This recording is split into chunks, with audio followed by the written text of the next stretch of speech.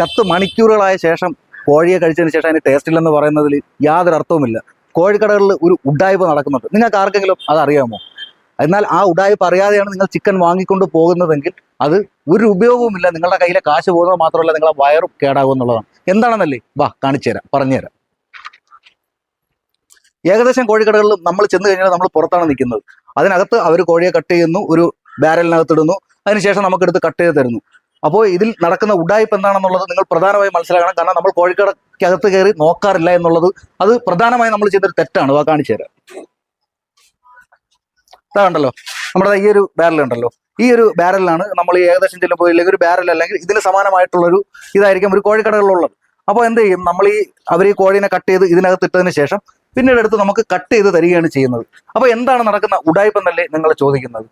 പറഞ്ഞുതരാം. പ്രധാനമായിട്ട് നടക്കുന്ന ഉഡായിപ്പ് എന്ന് വെച്ചാൽ, ഏകദേശം ഒരു 100 കോഴീനെ ഇറക്കി കഴിഞ്ഞാൽ അതിൽ ഏകദേശം 20 എണ്ണം സ്വാഭാവികമായിട്ടും അവർക്ക് നഷ്ടങ്ങൾ വരും. കാരണം എന്താ, ചത്തുപോകും.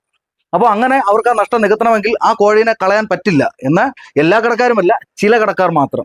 പക്ഷേ ആ നഷ്ടം സഹിച്ചുകൊണ്ടും അവരുടെ ചെറിയ ലാഭം മാത്രം കൊണ്ട് മുമ്പോട്ട് പോകുന്ന നല്ല കടകളും ഉണ്ട്.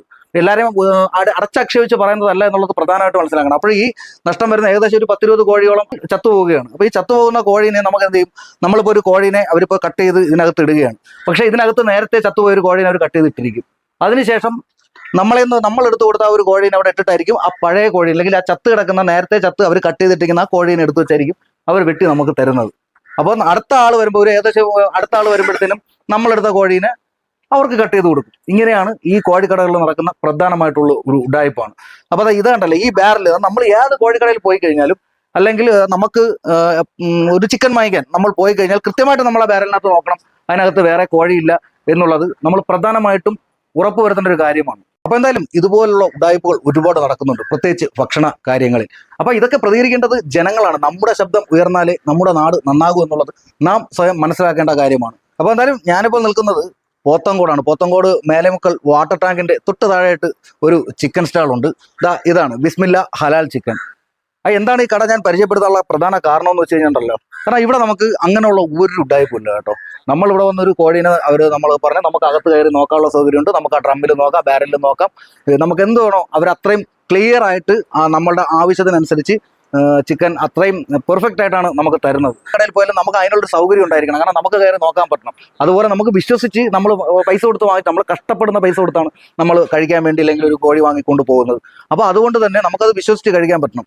അപ്പോൾ അങ്ങനെ നമുക്ക് വിശ്വസിച്ച് വാങ്ങാൻ പറ്റുന്ന ഒരു ഹലാൽ ചിക്കനാണ് ബിസ്മില്ല ഹലാൽ ചിക്കൻ. അപ്പോൾ എന്തായാലും ഇതിൻ്റെ ഓണറോട് നമുക്കൊന്ന് സംസാരിക്കാം. അപ്പോൾ ഇതാണ് നമ്മുടെ ഈ ഹലാൽ ചിക്കൻ്റെ ഓണർ. അപ്പം നമസ്കാരം. നമസ്കാരം. നമ്മൾ 199% ഹലാൽ ചെയ്തേ കൊടുക്കുള്ളൂ. വെള്ളം കൊടുത്ത് ബിസ്മി ചൊല്ലി കൊടുക്കുള്ളൂ. അപ്പം നല്ല ചിക്കനെ കൊടുക്കുള്ളൂ. നേരെ വാ നേരെ പോ. അല്ലാതെ ഈ ചില കടക്കാർ ചെയ്യുന്ന കണക്ക് ഈ ചത്ത കോഴീനെ വീണ്ടും കട്ട് ചെയ്ത് കൊടുക്കുന്ന പരിപാടി ആ പരിപാടി ഇല്ല. നമ്മൾ കഷ്ടപ്പെട്ടാണ് പൈസ ഒപ്പിക്കണത്. ആ സാധനം നമ്മൾ കൊടുക്കുക, അല്ലാതെ വേറെ ഒരു വിഷയമില്ല. ഇവിടെ 9 മണി വരെ, രാവിലെ 7 മണി തൊട്ട് 9 മണി വരെ ഇവിടെ ഹലാൽ ചിക്കൻ കട്ടിങ് ചെയ്ത് കൊടുക്കും.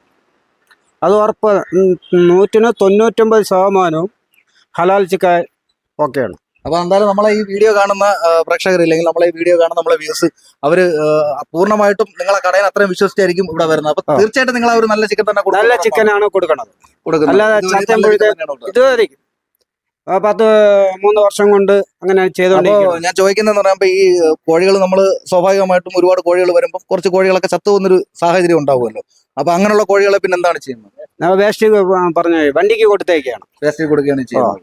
അല്ലാതെ ഒരു ഉടായിപ്പും അങ്ങനെയുള്ള കച്ചവടം നമുക്ക് വേണ്ട. സത്യസന്ധത ചെയ്യുള്ളൂ. അപ്പോൾ ഇതാണ് കാര്യം. കാരണം നമുക്ക് ഇവിടെ അത്രയും വിശ്വാസത്തോടെ നമുക്ക് ആ ഒരു ചിക്കൻ വാങ്ങിക്കാം. കാരണം ഈ ചില കടകളിലൊക്കെ, അതുപോലെ ചില ഹോട്ടലുകളിലും ഇതുപോലുള്ള ചിക്കൻ എത്തുന്നുണ്ട്. കാരണം ഈ ചത്ത കോഴീനെ തന്നെ ഹോട്ടലുകളിലും കട്ട് ചെയ്ത് കൊടുത്തയക്കുന്ന ഒരു സാഹചര്യമുണ്ട്. അതൊക്കെ നമ്മളിവിടുത്തെ അധികാരികൾ ശ്രദ്ധിച്ച് അതിനൊരു നിയമ നടപടി സ്വീകരിക്കേണ്ട ഒരു സമയമൊക്കെ അതിക്രമിച്ചു കഴിഞ്ഞിരിക്കുകയാണ്. അപ്പോൾ ഇതാണ് നമ്മുടെ ഇന്നത്തെ ഈ വീഡിയോയിൽ നമുക്ക് പറയാനുള്ളത്. അതുപോലെ നമുക്ക് ഈ പോത്തങ്കോട്ട് ഈ ഒരു സ്ഥാപനം ഉള്ളത് നമ്മുടെ പോത്തങ്കോട് മേലെമുക്കിൽ വാട്ടർ ടാങ്കിന്റെ തൊട്ട് താഴെയാണ്. എന്തായാലും ഈ ബിസ്മില്ല ഹലാൽ ചിക്കൻ എന്നാണ്. അപ്പോൾ ഇവിടെ മൊബൈൽ നമ്പർ ഞാൻ കൊടുത്തേക്കാം. അപ്പോൾ നിങ്ങൾക്ക് എന്തെങ്കിലും സംശയം ഉണ്ടെങ്കിൽ, അല്ലെങ്കിൽ എന്തെങ്കിലും കാര്യം അറിയണമെങ്കിൽ, അല്ലെങ്കിൽ നിങ്ങൾക്ക് ഓൺലൈനായിട്ട് ഓർഡർ എടുത്ത് ചിക്കൻ അവർ എത്തിച്ചു തരുന്നതായിരിക്കും. അപ്പോൾ അങ്ങനെയുള്ള സൗകര്യങ്ങളെല്ലാം ഉണ്ട്. അപ്പം എന്തായാലും താല്പര്യമുള്ളവർ ഈ താഴെ കാണുന്ന നമ്പറിലോട്ട് വിളിച്ചാൽ മതി. എന്തായാലും അടുത്ത വീഡിയോയിൽ കാണുന്നവരെ എല്ലാവർക്കും നന്ദി, നമസ്കാരം. അതുകൂടെ നമ്മുടെ പേജും കൂടി മറക്കാതെ ഒന്ന് ഫോളോ ചെയ്തേക്കും.